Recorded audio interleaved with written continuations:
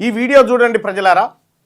ఇది artificial intelligence తయారు చేసి ఇచ్చినటువంటి వీడియో. తెలుగు దిన పత్రికల మీద ఆర్టిఫిషియల్ ఇంటెలిజెన్స్ ఏం ఆలోచిస్తుందో ఒకసారి చూడండి. మనం రోజు పేపర్ తెరవగానే ఏం చూస్తాం?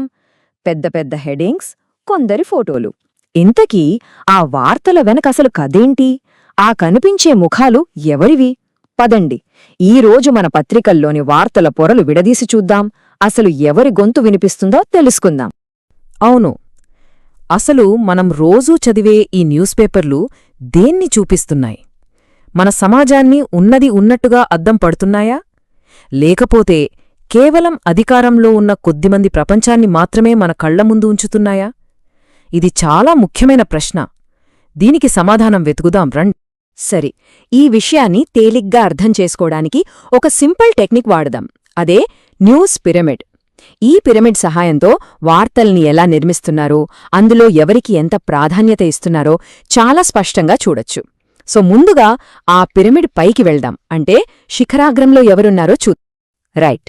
ఈ న్యూస్ పిరమిడ్లో టాప్లో అంటే శిఖరాగ్రంలో ఎవరున్నారు? వార్తల్లో సింహభాగం ఎవరికి దక్కుతోంది? ఒకసారి ఆలోచించండి. ఏ పేపర్ ఫ్రంట్ పేజీ చూసినా మనకు ఎక్కువగా ఏం కనిపిస్తుంది? అవే రాజకీయ నాయకుల ఫోటోలు, వాళ్ల ప్రకటనలు, ప్రభుత్వ నిర్ణయాలు. ఫలానా ఐపీఎస్ ఆఫీసర్ బదిలీ అయ్యారని, ప్రభుత్వం ఫలానా పాలసీ తెచ్చిందని. ఇలా మొత్తం వార్తలన్నీ వాళ్ల చుట్టూనే తిరుగుతున్నట్టనిపించట్లేదా? ఇప్పుడు ఈ నంబర్స్ చూడండి. షాకింగ్గా అనిపించొచ్చు. దాదాపు 85% వార్తల కవరేజ్ కేవలం రాజకీయ నాయకులు, ఉన్నత వర్గాల గురించే.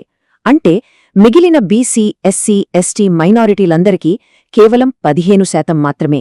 ఇంత పెద్ద గ్యాప్ ఉంటే ఇక మెజారిటీ ప్రజల గొంతుక ఎక్కడ వినిపిస్తుంది? వాళ్ల కథలు, వాళ్ల విజయాలు ఎవరికి తెలుస్తాయి? ఇది ఎంత పెద్ద ప్రభావం చూపిస్తోందో కదా.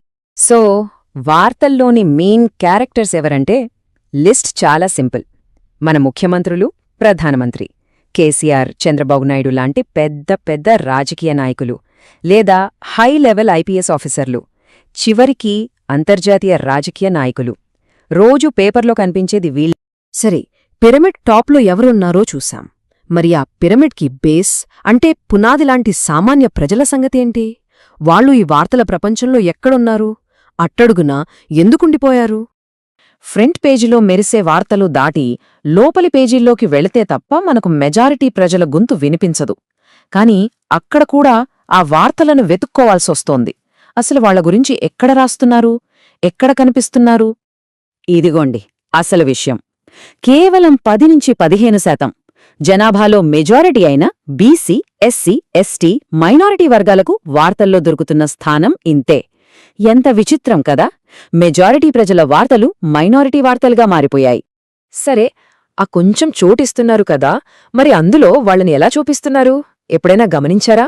1 ప్రభుత్వ పథకాల లబ్ధిదారులుగా, 2 ఏదైనా సమస్య మీద నిరసన చేసే ఆందోళనకారులుగా, 3 ప్రభుత్వం మీద ఆధారపడ్డవాళ్లుగా, లేదా ఏదైనా నేరం జరిగినప్పుడు వార్తల్లో కనిపిస్తారు, లేదంటే వాళ్ల కుల సంఘాల మీటింగులు, పండుగలప్పుడు. అంతే. వాళ్లని సొంతంగా సాధించిన వాళ్లుగా, నాయకులుగా ఎప్పుడూ చూపించరు. ఎప్పుడూ తీసుకునేవాళ్లుగానే చూపిస్తారు తప్ప ఇచ్చేవాళ్లుగా కాదు. వార్తల్లో ఇచ్చే స్థానం మాత్రమే కాదు, వాడే భాష కూడా చాలా ముఖ్యం. కొన్ని పదాలు కొందరికి అధికారాన్ని కట్టబెడితే, మరికొన్ని పదాలు ఇంకొందరిని బలహీనులుగా చూపిస్తాయి. ఆ అధికార భాష ఎలా ఉంటుందో చూద్దాం. ఇక్కడ ఈ పదాల మధ్య తేడా చూడండి.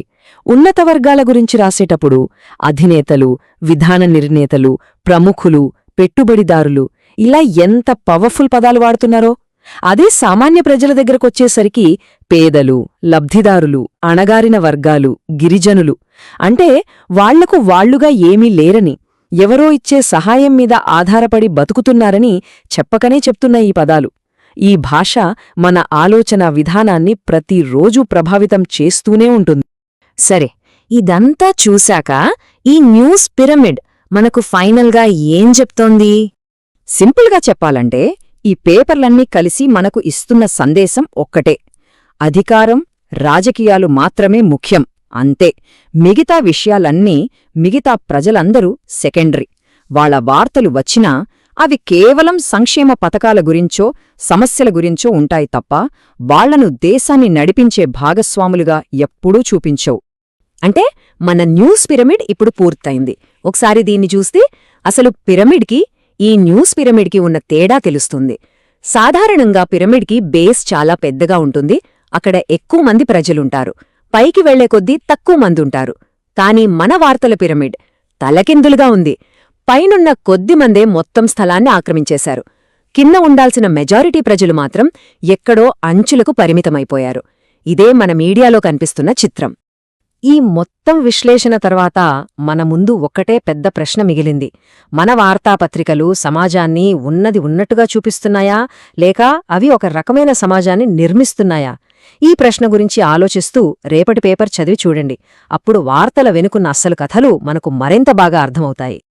చూసిరు కదా, ఇది ఆర్టిఫిషియల్ ఇంటెలిజెన్స్ మన తెలుగు దినపత్రికల పైన ఇచ్చిన విశ్లేషణ. ఈ పత్రికలు ఎవరికి కొమ్ము కాస్తున్నాయి, ఈ పత్రికలలో వచ్చేటువంటి వార్త ఏంది, మన వర్గాలనేమో లబ్ధిదారులు, బాధితులు, అణగారిన వర్గాలు, ఆందోళనకారులు, నిరసనకారులు అనే పదాలేమో మనకు, వాళ్ళేమో పెట్టుబడిదారులు, అధినేతలు, అధిపతులు, ఇగో ఇట్లా. చూసిరు కదా, పత్రికల దొంగ వేషాలన్నీ ఇవాళ ఆర్టిఫిషియల్ ఇంటెలిజెన్స్ బయట పెడతా ఉంది.